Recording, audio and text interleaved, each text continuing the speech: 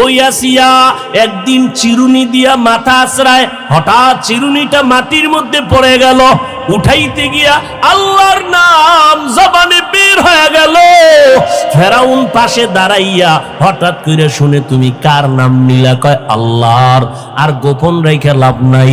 এইবার ফেরাউন কয়, আমি তো তোমার খোদা। কয় না, আমি তো মুসা নবীর খোদার উপর ঈমান এনেছি।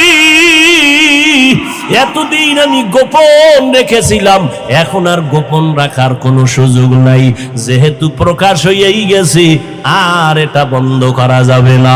ফেরাউন ডাক দিয়া কয়, আসিয়া সর্বনাশ, আমার খোদাইগিরি না জানি কি হয়ে যায়। তুমি আমার সাথে এরকম করবা না, কি চাও সব দিব। বলে, তুমি যাই দাও, আমার মাওলার মোহাব্বত আমি আলাদা ফেরত দিতে পারবো না। আমি মাওলার আশেক হয়ে গেলাম, আমি মাওলার মোহাব্বত অন্তরে জমায়ে ফেলেছি। আমি আমার মাওলার নাম না নিলে আমার কলিজা ঠান্ডা হয় না। ফেরাউন বলে, খবরদার, আর একবারও তুমি বলবা না। আসিয়াকে ফিরাইতেই পারে না।